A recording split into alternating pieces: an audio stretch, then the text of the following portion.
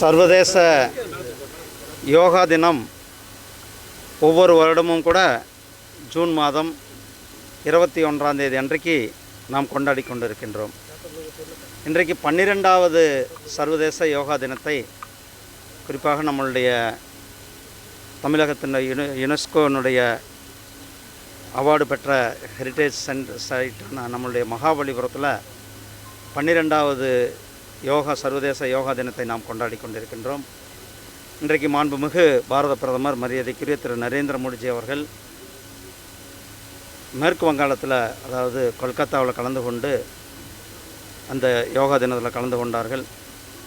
இன்றைக்கு healthy ageing என்று சொல்லக்கூடிய அந்த கான்செப்டில் இந்த வருடம் மொத்தத்திற்கான யோகா தினத்தை கொண்டாடி கொண்டிருக்கிறோம். கிட்டத்தட்ட நம்மளுடைய 2014 நம்மளுடைய மாண்புமிகு பிரதமர் திரு நரேந்திர மோடிஜி அவர்கள் ஐநா சபையில் நம்மளுடைய நாட்டில் தோன்றிய இந்த கலை உலகம் முழுவதும் கொண்டுட்டு போகணுன்ட்டு இந்த தீர்மானம் வச்சதில் கிட்டத்தட்ட 177 நாடுகள் இந்த தீர்மானத்தை ஆதரித்து உலக யோகா தினமாக அறிவிக்கப்பட்டு, அது தொடர்ந்து ஒவ்வொரு வருடமும் கூட நாம் தொடர்ந்து இந்த யோகா தினத்தை கொண்டாடி கொண்டிருக்கோம். இன்று கிட்டத்தட்ட 130 நாடுகளிலிருந்து கிட்டத்தட்ட 30 லட்சத்துக்கு மேற்பட்ட யோகா பயிற்சியாளர்கள் இன்றைக்கு யோகாவை செய்து கொண்டிருக்கிறார்கள்.